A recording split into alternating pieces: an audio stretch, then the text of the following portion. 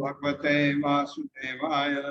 ओम नमो भगवते वासुदेवाय। ओम नमो भगवते वासुदेवाय। ओम नमो भगवते वासुदेवाय। ओम नमो भगवते वासुदेवाय। ओम नमो भगवते वासुदेवाय। नारायणं नमस्कृत्य नारायणं नमस्कृत्य नरं चैव नरोत्तमं देवीं सरस्वतीं व्यासं ततो जयमुदीरये। नष्टप्रायेषु भद्रेषु नित्यं भागवत सेवया भगवते उत्तमा श्लोके भक्तिर्भवति नैष्ठिकी। हरे कृष्ण। आप सबका स्वागत है। हरे कृष्णा प्रभु जी, दंडवत प्रणाम प्रभु जी। हाँ, अभी जहाँ मैं हूँ, अभी मंदिर में हूँ, यहाँ बैकग्राउंड नॉइज काफी है, तो हियर विथ मी टुडे। ये जो अब ये बताया था कल कि अब पृथु महाराज के यज्ञ स्तर में भगवान विष्णु पहुंच चुके हैं, ये बताया था। अब भगवान बोल रहे हैं, श्री भगवान वाच एष ते अकार्षी भंगम अयमेद शतस्य क्षमापयत आत्मानम् अमुष्य क्षन्तुम् अर्हसि। मेरे साथ पढ़िए, श्री भगवान वाच श्री भगवान वाच एष ते अकार्षीत् भंगम् एषते अकार्षीभंगम् अयमेद शतस्य क्षमापयत आत्मानम् क्षमापयतात्मानम् अमुष्य क्षन्तुम् अर्हसि। शब्दार्थ है, श्री भगवान वाच, भगवान विष्णु ने कहा, हे शरद, यह राजा इंद्र ते तुम्हारा कारशील किया भंगम उत्पाद भय अश्व मेध यज्ञ शतस्य 100 का निश्चय ही क्षमापयतः क्षमा प्रार्थी आत्मानम तुमसे अमुष्य उसको तुम क्षमा करने के लिए अरसी तुम्हें चाहिए। भगवान विष्णु ने कहा, हे राजा प्रभु, स्वर्ग के राजा इंद्र ने तुम्हारे 100वें यज्ञ में विघ्न डाला है। अब वह मेरे साथ तुमसे क्षमा मांगने के लिए आया है, अतः उसे क्षमा कर दो। मेरे साथ पढ़िए, भगवान विष्णु ने कहा, भगवान विष्णु ने कहा, हे राजा प्रभु, हे राजा प्रभु, स्वर्ग के राजा इंद्र ने स्वर्ग के राजा इंद्र ने तुम्हारे 100वें यज्ञ में विघ्न डाला है। तुम्हारे यज्ञ में विघ्न डाला है। अब वो मेरे साथ तुमसे माफी मांगने के लिए आया है। अब वो मेरे साथ क्षमा मांगने के लिए आया है। अतः उसे क्षमा कर दो। तात्पर्य मत। हरे कृष्णा हर्षा माता जी। हरे कृष्ण माता जी। हरे कृष्ण प्रभु जी। श्रील प्रभुपाद की जय। श्रील प्रभुपाद द्वारा तात्पर्य। इस श्लोक में आत्मानम शब्द महत्वपूर्ण है। योगी तथा ज्ञानी एक दूसरे को अथवा सामान्य पुरुष को भी आत्मा कहकर संबोधित करते हैं, क्योंकि इंद्रियातीत पुरुष जीवात्मा को शरीर कभी नहीं मानता। क्योंकि आत्मा भगवान का अंश होता है, अतः आत्मा तथा परम आत्मा में गुणात्मक अंतर नहीं होता, जैसा कि अगले श्लोक में बताया जाएगा। शरीर में ब्राह्म्य वर्ण मात्र है, अतः सिद्ध इंद्रियातीत पुरुष स्वयं में तथा अन्य में भेद नहीं मानता। हरे कृष्ण प्रभु जी। ये है, ये बात कह रहे हैं, आत्मा कहकर संबोधित किया। तो भगवान विष्णु कहते हैं, ये तुमसे माफी मांगने आया है। तो जिन लोगों को आपको बहुत गुस्सा था इंद्र से, उस गुस्सा आपका कम हो जाएगा। श्रुति साधवो लोके नरदेव नरोत्तमा न अभिदुर्यन्ति भूतेभ्यो यर्हि न आत्मा कलेवरम।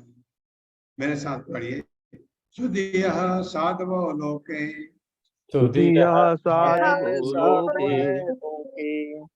नरदेव नरोत्तमा न अभिदुर्यन्ति भूतेभ्यो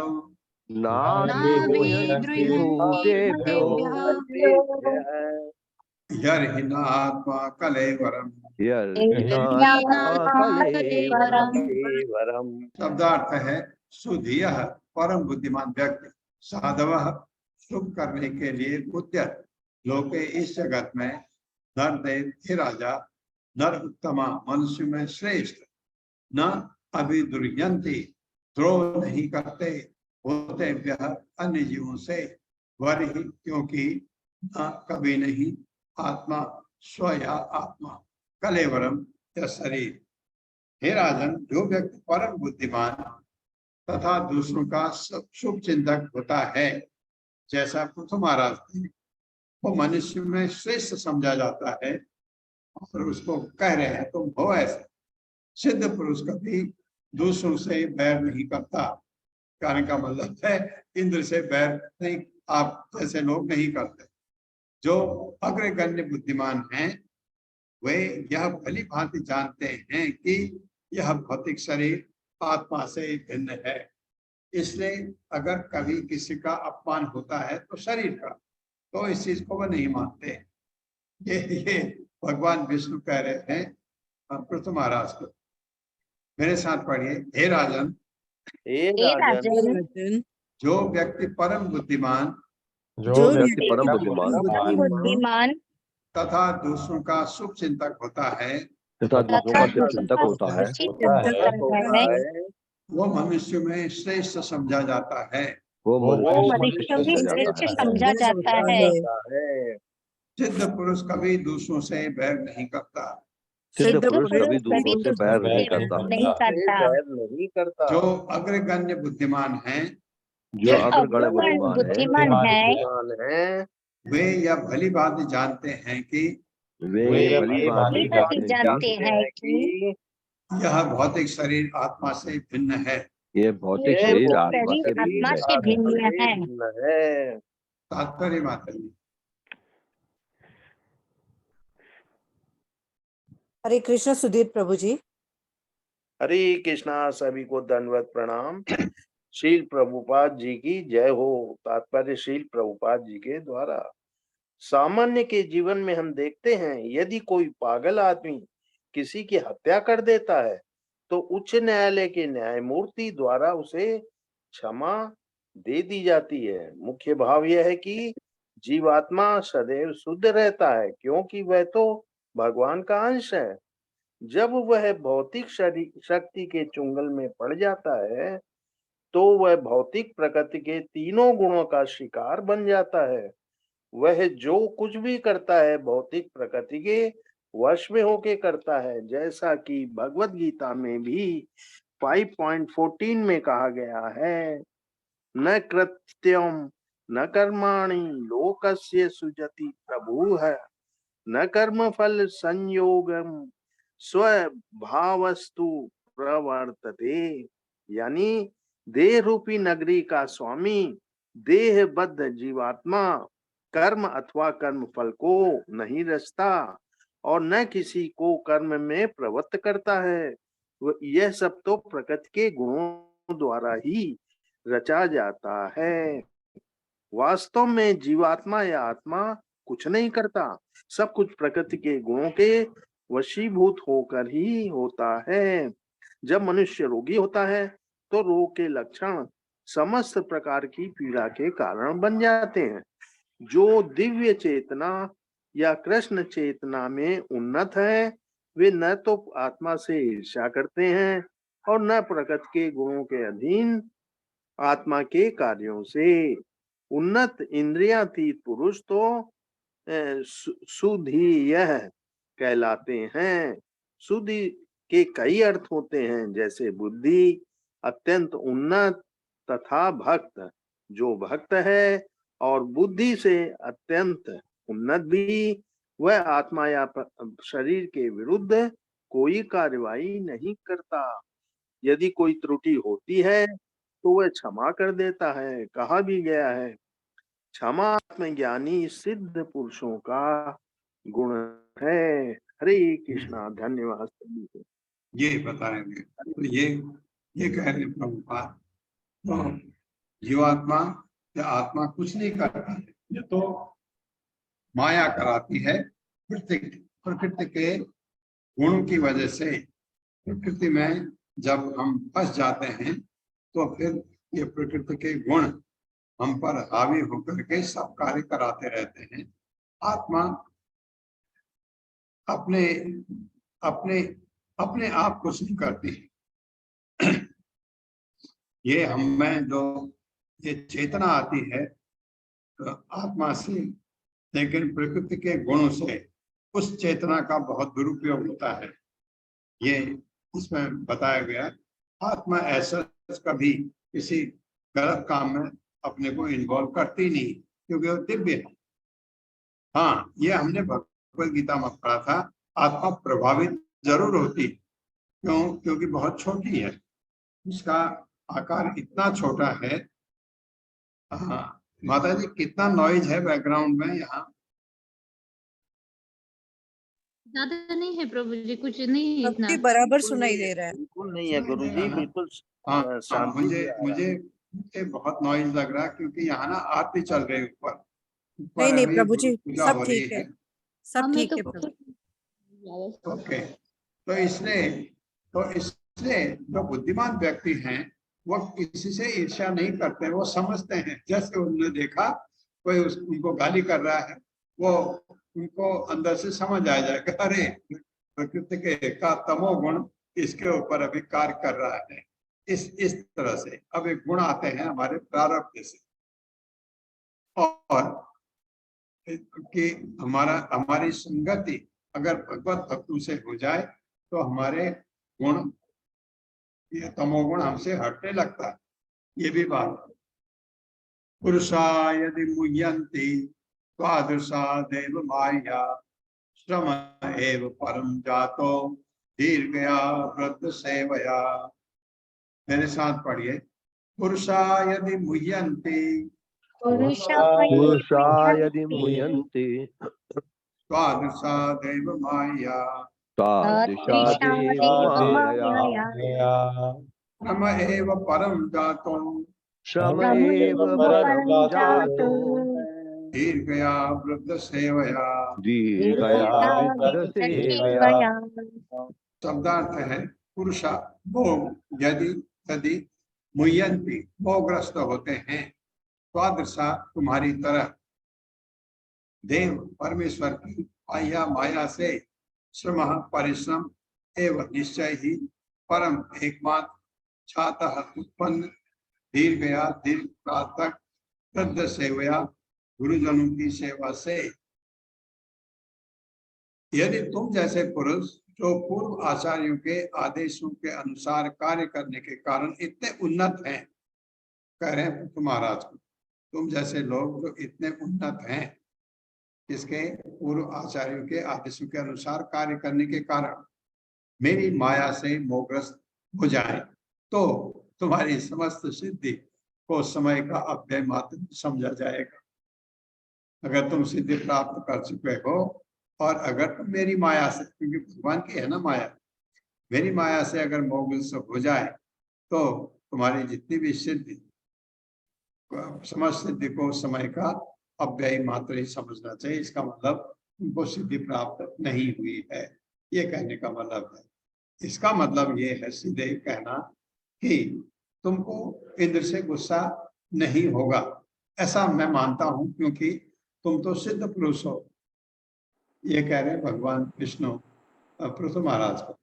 पृथु महाराज ने, जैसे हमने पढ़ा पहले, ब्रह्मा जी ने जैसे कहा कि तुम द्वेष मत रखो, उन्होंने सब छोड़ दिया, उनको कोई ग्लानि कोई ईर्ष्या नहीं, जबकि आदमी को तकलीफ होती। समायज्ञ इतना संपन्न, सब सामान जुटाया, सब कुछ हुआ, सब कुछ तैयारी, तो एक अंदर से बुरा तो लगता है नहीं। पृथु महाराज को साफ हो गया। यह है भगवान भक्त के गुण। तो वो कह रहे हैं अगर तुम जैसे लोग अगर मेरी माया से मोहग्रस्त हो जाते हैं, यानी कहने का मतलब अगर तुमको अभी भी दिल में वो खटास है कि इंद्र ने तुमको ये विघ्न डाला, तो तुम्हारे जो सिद्धि प्राप्त में जो तुमने समय बिताया, वह समय का अव्यय मात्र ही समझा जाएगा। मेरे साथ पढ़िए। यदि तुम जैसे पुरुष, यदि तुम जैसे पुरुष जो पूर्व आचार्यों के आदेशों के अनुसार, जो पूर्व आचार्यों के आदेशों के अनुसार कार्य करने के कारण कार्य करने के कारण इतने उन्नत हैं, इतने उन्नत है, मेरी माया से मोहग्रस्त हो जाएं तो मेरी माया से मोहग्रस्त हो जाए तो तुम्हारी समस्त सिद्धि को तुम्हारी हमारी समस्त समस्त सिद्धि को समय का अपव्यय मात्र ही समझा जाएगा। समय का समय का अपव्यय समझा मात्र ही जाएगा। समझा जाएगा। हाँ, ये एक्चुअली तुम्हारी जगह उनकी होना चाहिए। वो सबके लिए कहा उन्होंने, खाली पृथु महाराज के लिए नहीं, सबके लिए कहा। ये गूगल का ट्रांसलेशन है, इसलिए थोड़ा उसमें शब्द तुम्हारा लिखा है। तो है उन कहने का मतलब तो उन्हीं से है कहने का तात्पर्य। माता जी हरे कृष्णा। सुभद्रा करुणा देवी दास माता जी। हरे कृष्णा। नाम तात्पर्य शिला प्रभुपाद द्वारा। शिला प्रभुपाद की जय। इस श्लोक में वृद्ध सेव्या शब्द अत्यंत महत्वपूर्ण है। वृद्ध का अर्थ है बूढ़ा और सेव्या का अर्थ है सेवा द्वारा। पूर्ण ज्ञान तो आचार्यों या मुक्तात्माओं से प्राप्त होता है। परंपरा पद्धति के द्वारा प्रशिक्षित हुए बिना ज्ञान अर्जन में कोई भी परिपूर्ण नहीं हो सकता। महाराज पृथु को पूर्णता इसी प्रकार की शिक्षा प्राप्त थी, अतः उन्हें सामान्य व्यक्ति नहीं माना जा सकता था। सामान्य मनुष्य जिसे केवल देहात्म बुद्धि होती है, वह सदैव भौतिक प्रकृति के गुणों से मोहग्रस्त रहता है। हरे कृष्ण। हरे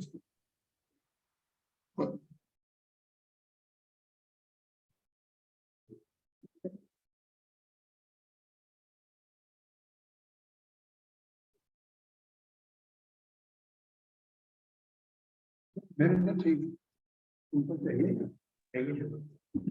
प्रभु जी वॉइस नहीं आ रही। एक मिनट।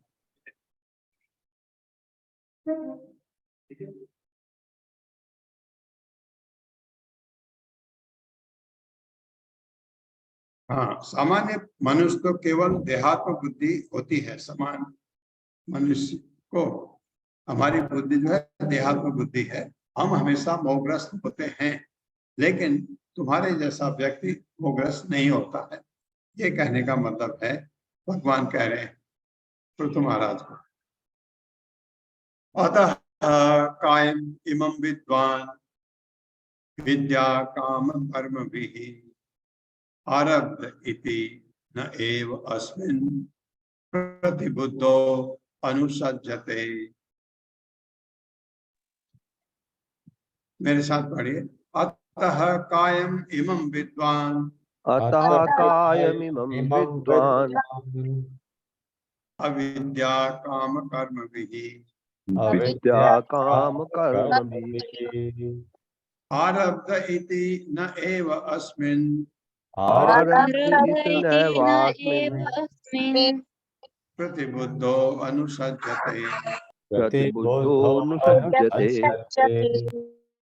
शब्दार्थ है अतः, अतएव कायम शरीर इमं यह विद्वान ज्ञानी अविद्या अज्ञान से काम इच्छाएं कर्म भी कर्म से आरब्ध उत्पन्न इति इस प्रकार न कभी नहीं एवं निश्चय ही अस्मिन् इस शरीर के प्रति प्रतिबुद्ध ज्ञानी अनुसज्जते आसक्त होता है।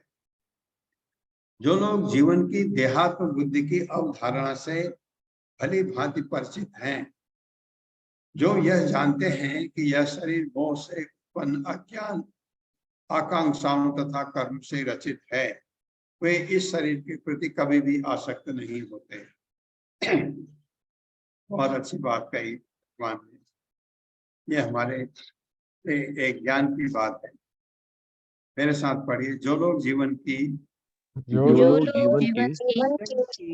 देहात्म बुद्धि की अवधारणा से भली भांति परिचित हैं, वो ये जानते हैं कि यह शरीर मोह से उत्पन्न हमारे शरीर में मोह से क्या उत्पन्न होता है? अज्ञान आकांक्षाओं तथा कर्मों से रचित है। हाँ, ये हमको पता होना चाहिए कि हमारा शरीर में जो मोह से क्या उत्पन्न होता है? अज्ञान में, क्योंकि हम भ्रमित होते हैं, मोहग्रस्त होते हैं। इससे उससे क्या हमारा अज्ञान में आता है हमारे आकांक्षाएं आती हैं और हमारे कर्म उसी से रचित। वे इस शरीर के प्रति वे इस शरीर के प्रति कभी भी आसक्त नहीं होते। कभी भी आसक्त नहीं होते। आसक्त नहीं होते। हाँ, कौन है वो लोग जो देहात्म बुद्धि से हरी भांति परिचित हैं? तो वो लोग इससे आसक्ति नहीं रखते शरीर से। तात्पर्य माता जी। हरे कृष्णा सुशील जी प्रभु जी। मेरे साथ पढ़ हरे लिया। कृष्णा प्रभु जी। जी जी हरे कृष्णा पढ़ प्रभु लिया जी, प्रभु। माता जी। जी जी पढ़ लिया प्रभु। दंडोत प्रणाम। तात्पर्य शील प्रभुपाद द्वारा श्रील प्रभुपाद की जय। जैसा कि पिछले श्लोक में कहा गया है कि बुद्धिमान मनुष्य अर्थात शुद्धि अपने आप को शरीर नहीं मानते। अज्ञान से उत्पन्न होने के कारण शरीर के दो प्रकार के कार्य होते हैं। जब हम देहात्म बुद्धि में सोचते हैं कि इंद्रिय तृप्ति हमारी सहायक योगी, तो हम मोह में होते हैं।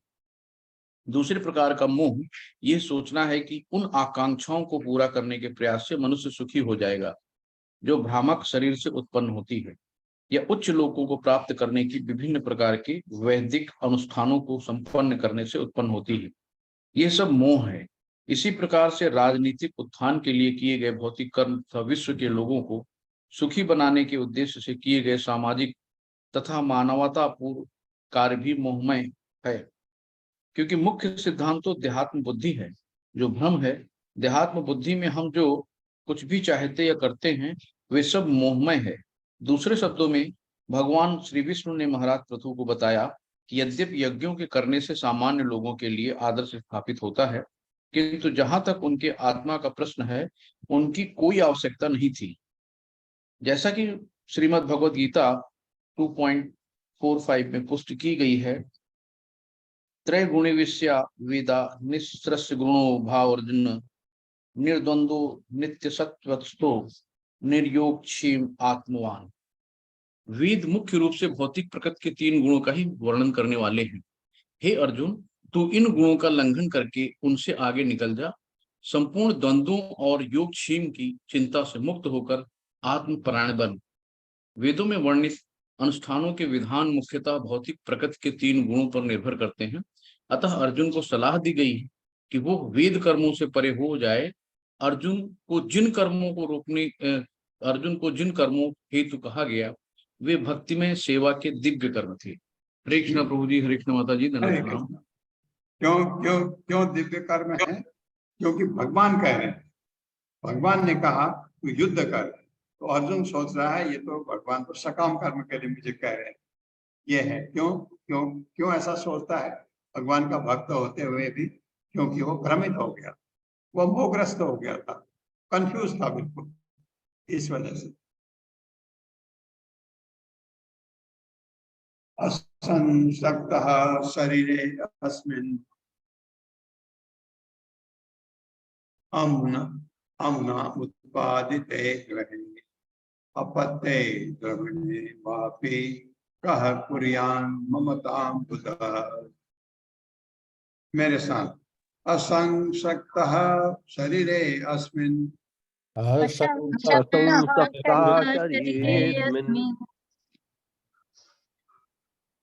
अमुना उत्पादिते ग्रहे नमोनोत्पादिते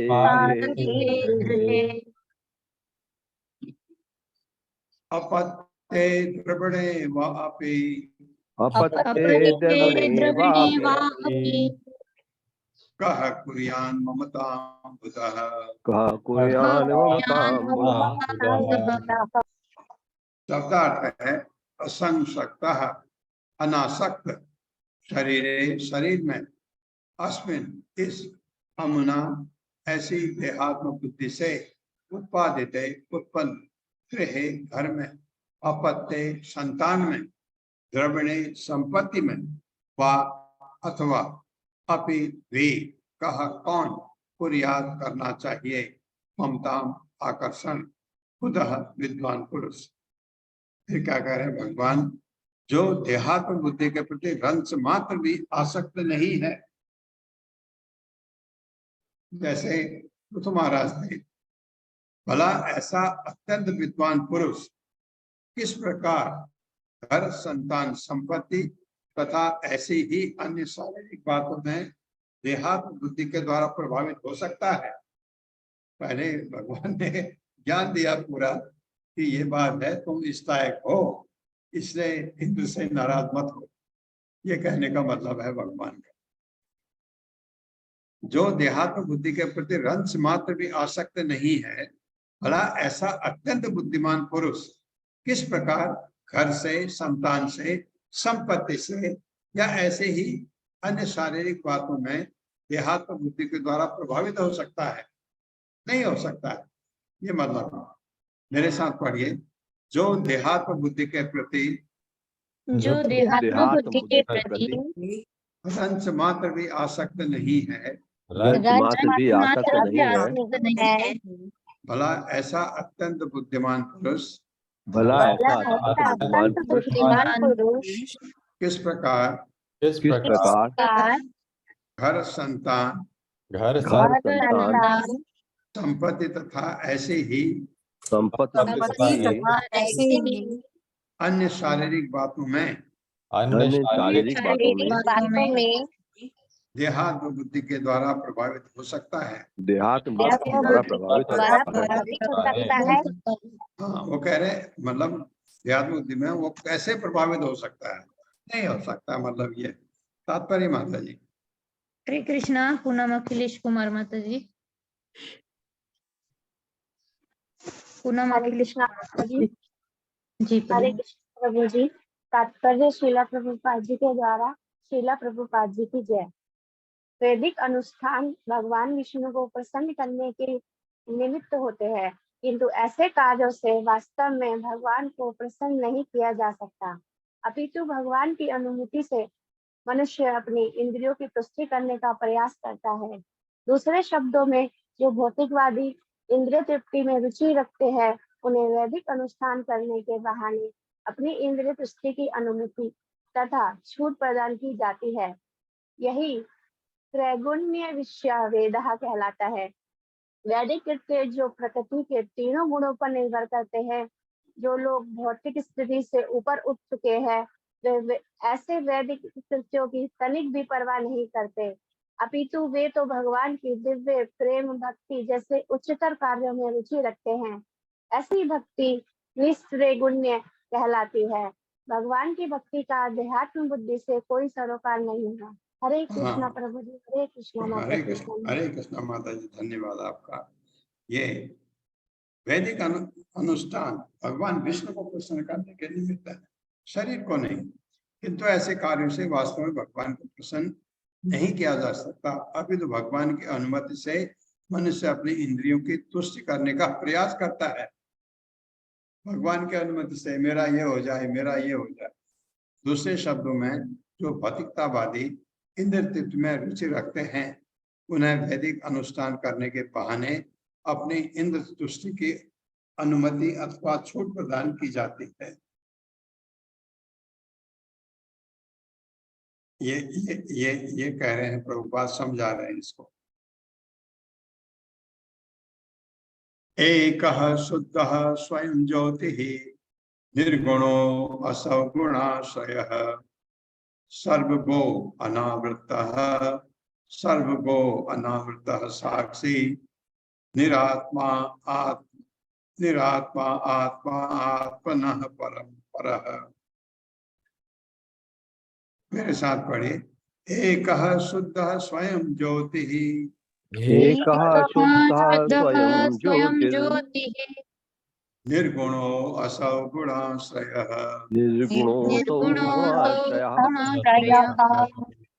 सर्वगो अनावृतः साक्षी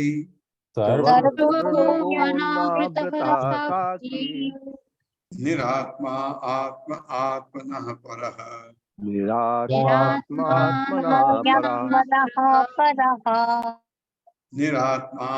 आत्मनः परः।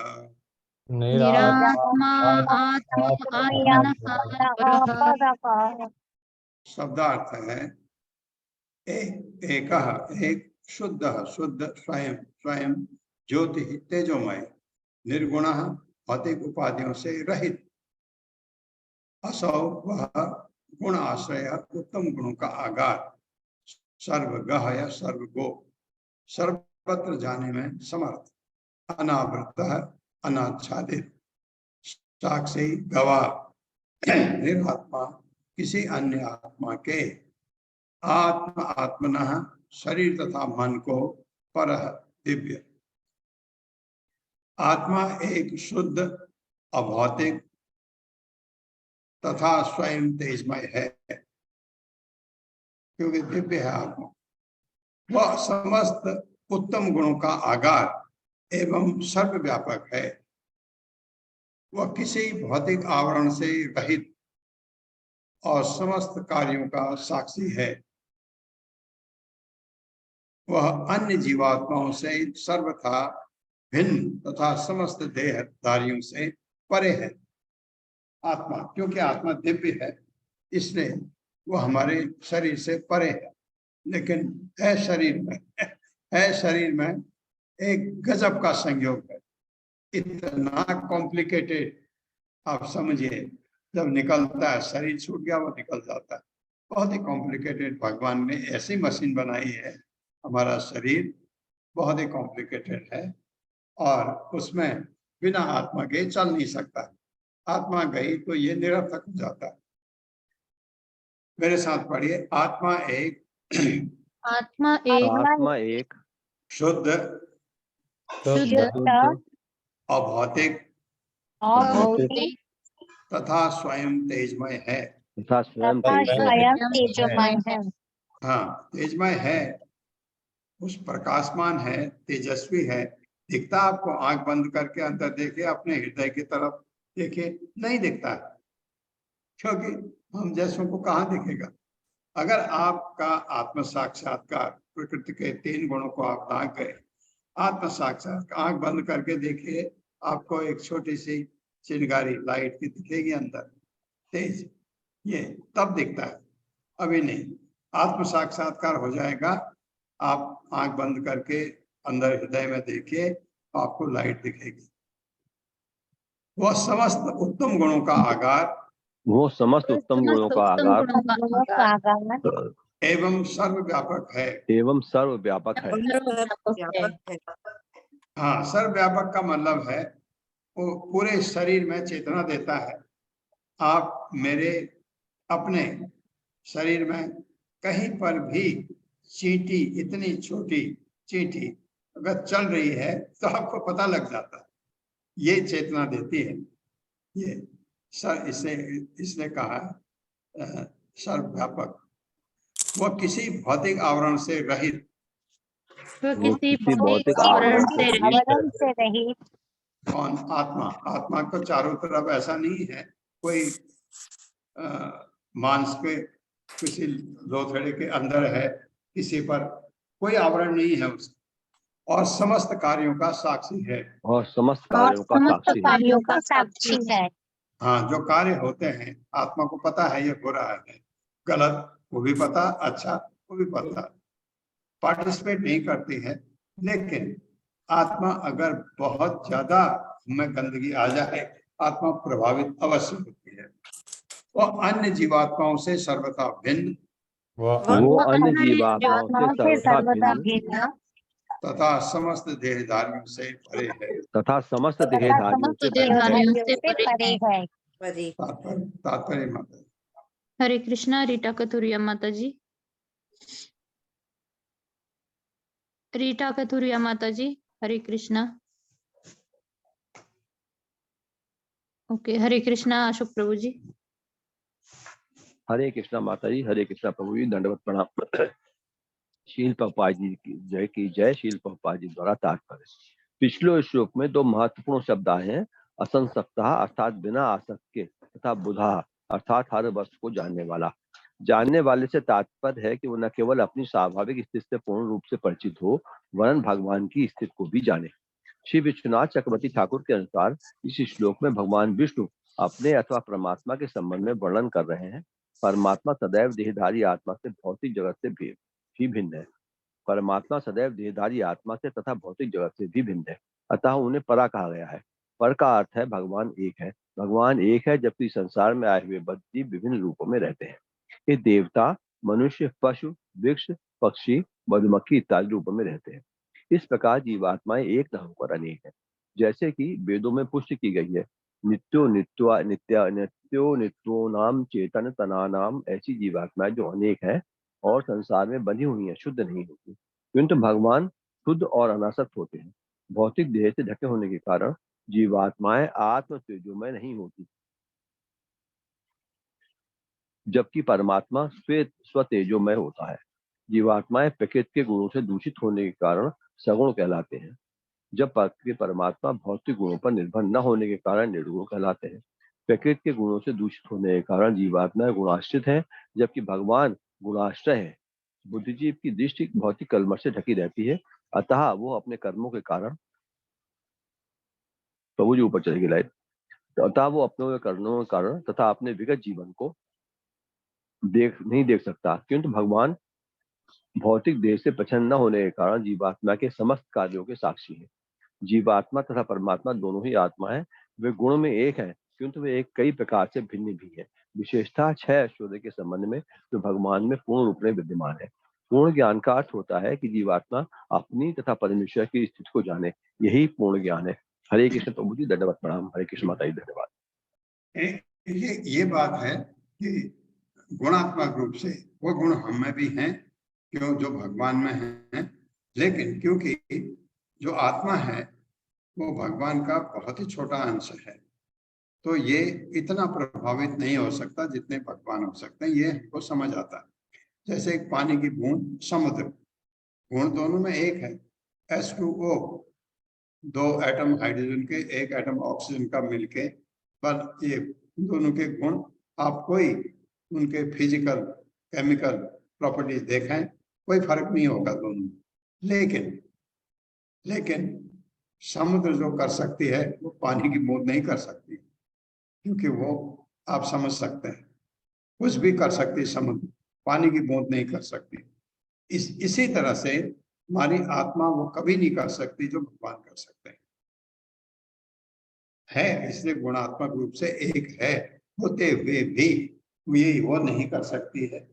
जो अगर आप वैकुंठ जाते हैं, आपका पूरा शरीर दिव्य हो जाता है, तो उसमें और पहले जन्म में जब आप बद्ध जीव थे, आपकी आत्मा तब की और अब की में बहुत ही फर्क है। अब आप जो चाहे वो कर सकते हैं, यह आत्मा पहले नहीं कर सकते थे। यह है, आप बिल्कुल वास्तव में अगर आप वैकुंठ जाते हैं, आप में इतनी शक्ति है, आप कुछ भी कर सकते हैं, करते नहीं। क्यों?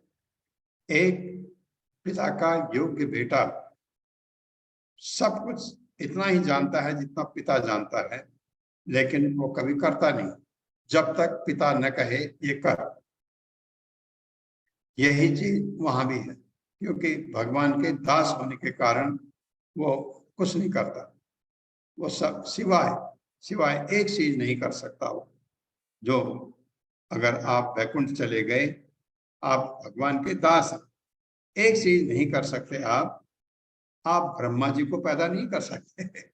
जैसे भगवान कहते हैं अपने नाभि से कमल का फूल लेकर के ब्रह्मा जी को पैदा कर सकते हैं, मतलब सृष्टि भगवान का कोई भक्त नहीं कर सकता। बाकी वो बहुत कुछ कर सकता है जो भगवान कर सकते हैं, लेकिन कभी करता नहीं। क्यों? भगवान का भक्त है। जब तक भगवान नहीं कहेंगे जा ये कर, नहीं करेगा। भगवान ने कहा तू जा ये करके आ जा। वहां पृथ्वी में एक वेन राजा बहुत गड़बड़ किया है, धर्म नष्ट हो रहा है, तू जा। भगवान ने आदेश दिया और पुरोहितों ने उनको हाथ मसल के पैदा कर लिया, लेकिन भगवान हैं, उनकी वजह से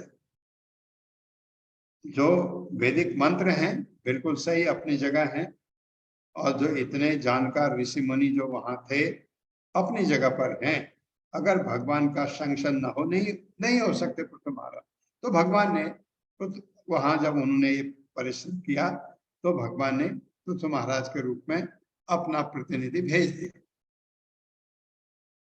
कि ये कर सकते हैं भगवान, भेज सकते हैं, जा तू ये काम कर, जा तू हनुमान बन के ये काम कर, जा तू अर्जुन बन के ये काम कर। ये भगवान के प्रतिनिधि अपने जो भगवान के जो भक्त हैं वहां पर वो कुछ भी कर सकते हैं, जैसे मैंने आपको बताया। और भगवान उनमें, हम ये कहा जाता है, उनमें शक्ति दे देते हैं, ये कर। जैसे भगवान के शक्त्यावेशक्ता शक्ति दे देते हैं, ये तो करने का संक्शन है। मैं तो ये कहता हूं, मैं इस तरह लेता हूं इसको, तू अपने जो शक्ति है इतना यूज कर सकता है, भगवान ये कहते हैं, उससे ज्यादा नहीं, तो उससे ज्यादा नहीं करेगा। वेदव्यास को कहा तू जा, तो ग्रंथ लिख, क्योंकि लोगों को पढ़ने से भगवत भक्ति के लिए उनको एक सामग्री मिल जाएगी। जो मेरे भक्त ज्यादा जानना चाहते हैं मेरे बारे में, इसको जान, ये काम तू करके आ, उससे ज्यादा नहीं। वेदव्यास को ये नहीं कहा कि तू भी वहां कुरुक्षेत्र में जाके लड़ाई कर, नहीं कहा भगवान ने, बस उतना ही कर। ये ऐसे शक्ति देते हैं भगवान। तो ये चीज, ये फर्क है भगवान के भक्त में और भगवान में। 8वां श्लोक, य एवं संतम आत्मानं आत्मस्थं वेद पुरुषः न अज्यते प्रकृति स्तो अपि तद्गुणे स मयि स्थितः। मेरे साथ पढ़िए, य एवं संतम आत्मानं एवं संतमात्मानं आत्मस्थं वेद पुरुषः आत्मस्थं वेद पुरुषः न अजते प्रकृति स्तो नाज्यते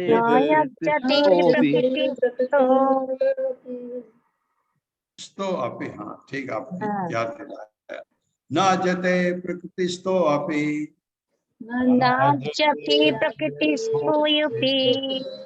तद्गुणे समयि स्थितः। तद्गुणैः समयि स्थितः।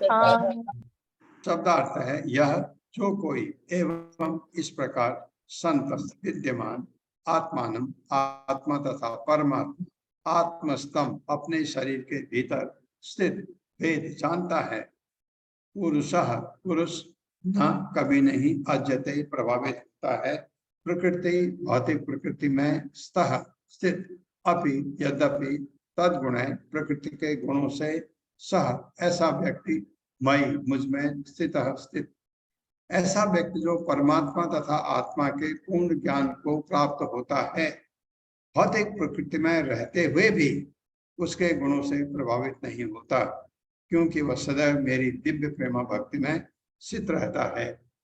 अगर साक्षात्कार हो गया और भगवान के भक्ति में लीन है, तो कभी भी भौतिक चीजों से प्रभावित हो ही नहीं सकता, पक्का है, गारंटी। मेरे साथ पढ़िए, ऐसा व्यक्ति जो परमात्मा तथा आत्मा के पूर्ण ज्ञान को प्राप्त होता है, भौतिक प्रकृति में रहते हुए भी भौतिक प्रकृति में रहते हुए भी उसके गुणों से प्रभावित नहीं होता, उसके गुणों से प्रभावित नहीं होता, यानी वो गुणातीत हो जाता है, गुणातीत, क्योंकि वह सदैव मेरी दिव्य प्रेमा भक्ति में स्थित रहता है। दिव्य प्रेमा भक्ति में स्थित रहता है। तात्पर्य, हरे कृष्णा। रीटा कस्तूरिया माता जी। हरे कृष्णा सभी को। श्रीला प्रभुपाद की जय। तात्पर्य श्रीला प्रभुपाद जी के द्वारा, जब भगवान इस भौतिक जगत में प्रकट होते हैं तो वो प्रकृति के गुणों से प्रभावित नहीं होते हैं। इसी प्रकार जो भगवान से संबंध है वे भौतिक देह या भौतिक जगत में रहते हुए भी भौतिक गुणों से प्रभावित नहीं होते। इसका वर्णन भगवद गीता 14.26 में बड़े ही सुंदर ढंग से हुआ है। माम च यो व्यभिचारेण भक्ति योगेन सेवते सा गुणान समतीत्यात्तान ब्रह्म भूयाय कल्पते। जो पूर्ण रूप से मेरे अनन्य भक्ति योग में संलग्न है वह अविलंब त्रिगुणमयी माया का उल्लंघन करके मुक्त हो जाता है। इस संबंध में श्रीला रूप गोस्वामी का कथन है कि यदि कोई मन, वचन तथा कर्म से सदैव भगवान की सेवा में लगा रहता है तो उसे इस भौतिक जगत में रहते हुए भी मुक्त मानना चाहिए। हरे कृष्णा प्रभु। धन्यवाद माता जी। मुक्त होते हैं, ब्रह्मभूत अवस्था कहलाते हैं। जब मुक्त हो जाते हैं, तीनों गुणों को लांघ जाते हैं, उस अवस्था को ब्रह्मभूत अवस्था कहते हैं। सगुणान समतीत्यात्तान, बहुत अच्छा श्लोक है, 14वें अध्याय का 26वां श्लोक। माम च यो व्यभिचारेण भक्ति योगेन सेवते सगुणान समतीत्यात्तान ब्रह्म भूयाय कल्पते। तो ये वो इस भौतिक जगत में रहते हुए भी ऐसे लोग हैं। प्रभुपाद थे, प्रभुपाद के शिष्य भी हैं कुछ, जो इस अवस्था में हैं, चलते हैं हमारी तरह प्रसाद दिखाते हैं, लेकिन भौतिक जगत से जुड़े नहीं हैं। और इसका मतलब उनको वैकुंठ का वीजा लग चुका है उनके पासपोर्ट। कहने का मतलब है वो अब सीधे वैकुंठ जाने वाले, आपको पता लग जाता है देख के। यह स्वधर्मेण माम नित्यम निरासी श्रद्धयान्वितः भजते सनकः तस्य मनोराजन् प्रसीदति। मेरे साथ पढ़िए। यह स्वधर्मेण माम नित्यम यः स्वधर्मेण मां नित्यं निरासी श्रद्धयान्वितः निराशीः श्रद्धयान्वितः भजते सनकः तस्य भजते शनकैः तस्य मनोराजन् प्रसीदति। मनोराजन् प्रसीदति। यह जो भी स्वधर्मेण अपने वृत्तिपरक कार्यों के द्वारा माम मुझको नित्यम नियमित रूप से निराशी बिना किसी उद्देश्य के श्रद्धा तथा भक्ति से अन्वितः युक्त भजते पूछता है, इसको कहते हैं अहेतु की भक्ति के बिना कारण के। सन कह धीरे धीरे तस्य उसका मन राजन हे राजा प्रदेश प्रसीदति पूर्णतया तुष्ट हो जाता है। भगवान विष्णु ने आगे कहा, हे राजा पृथ्वी, जब कोई अपना वृत्तिपरक कर्म करता हुआ किसी भौतिक लाभ के उद्देश्य के बिना मेरी सेवा में लगा रहता है तो वह अपने अंतःकरण में उत्तरोत्तर संतुष्टि प्राप्त करता है, वो सबसे खुश दिखता है। आपने देखा, मैं आपको बहुत पहले एक बार कहा था, बिना भगवान से जुड़े अगर आप सोचें कि आप खुश रह सकते हैं, हो ही नहीं सकते, इम्पॉसिबल। ये बिल्कुल यहाँ कहा है भगवान ने। हे राजा पृथु, जब कोई अपना वृत्तिपरक कर्म करता हो, आप पढ़ा रहे हैं स्कूल में, पढ़ाइए। आप इंजीनियर हैं, काम करिए। डॉक्टर हैं, डॉक्टर का काम करिए। वकील हैं, वकील का काम करिए। बिजनेस करते हैं, बिजनेस करिए। जो भी काम आप करते हैं वृत्तिपरक कार्य है आपका, करते हुए मेरी सेवा करते हैं, आप पूजा करते हैं सुबह, दिन में, शाम। और ये नहीं भगवान सुबह पूजा, क्या भगवान आज जा रहा हूं मेरा प्रमोशन करा देना, ये नहीं।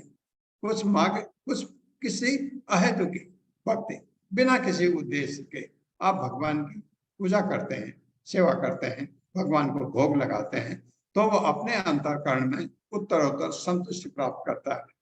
वो हमेशा खुश रहता है।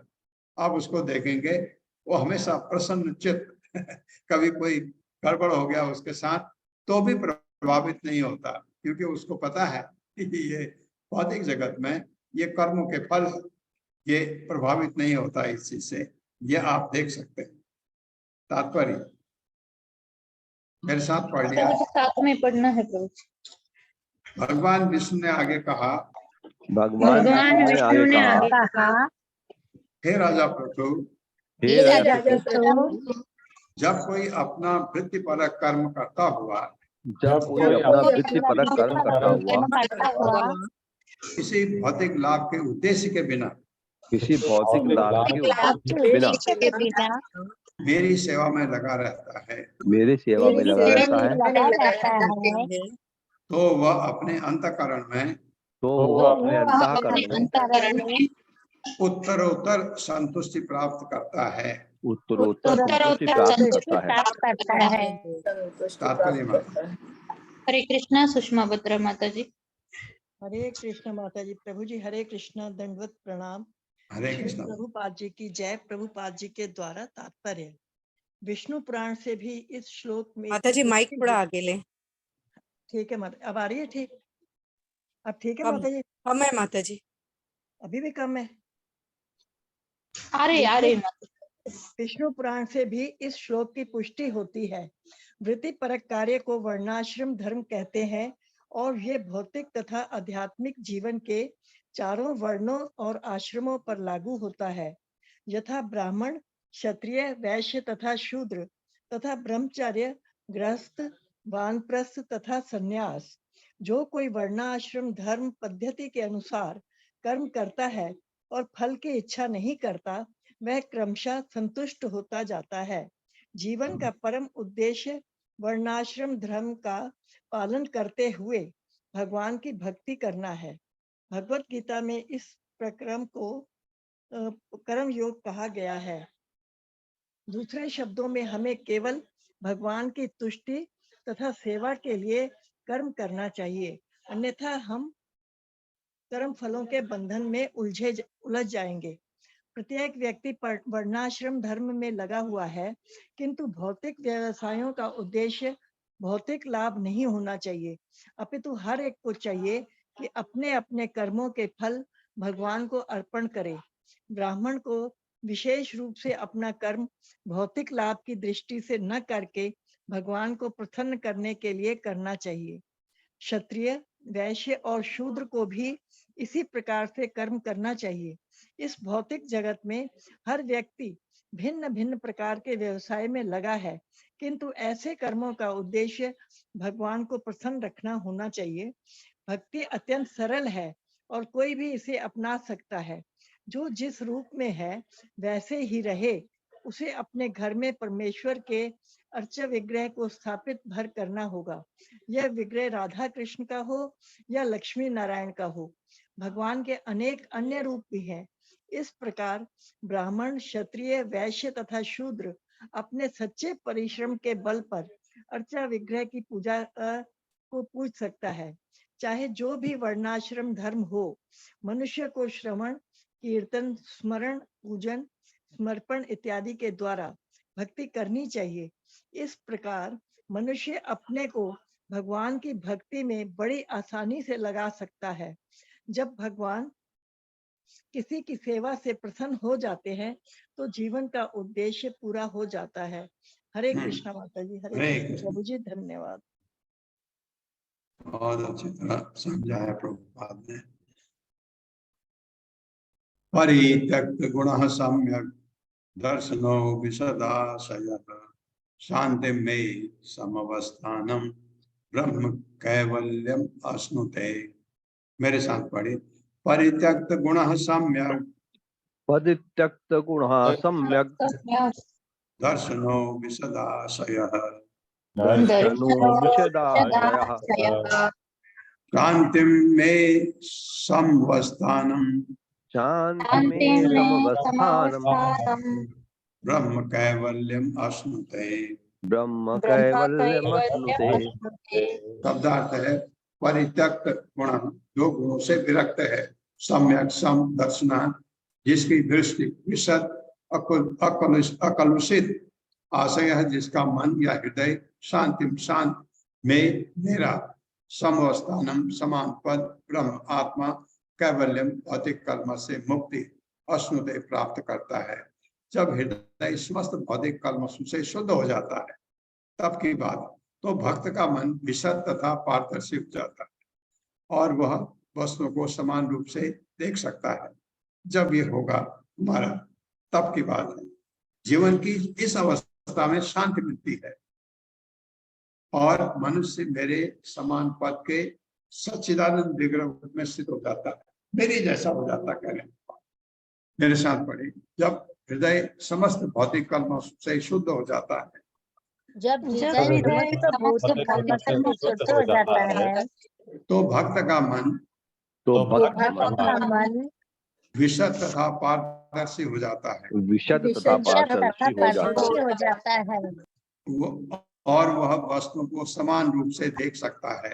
और वो वस्तु को समान रूप से देख सकता है। हाँ, जिस रूप में है उस रूप में देख सकता है। जीवन की इस अवस्था में शांति मिलती है। जीवन की इस अवस्था में शांति मिलती है। और मनुष्य मेरे समान पद के सच्चिदानंद विग्रह रूप में स्थित हो जाता है। सच्चिदानंद हो जाता है। बिल्कुल वही जो भगवान है, बिल्कुल वैसे ही हो जाता है सिवाय जैसे हमने तात्पर्य मत। हरे कृष्णा सुधा देवी माता जी। हरे कृष्णा माता जी, हरे कृष्ण प्रभु जी, दंडवत प्रणाम। श्री शील प्रभुपाद जी की जय। तात्पर्य शील प्रभुपाद जी के द्वारा। मायावादी कैवल्य संबंधी विचार वैष्णवों के विचार से भिन्न है।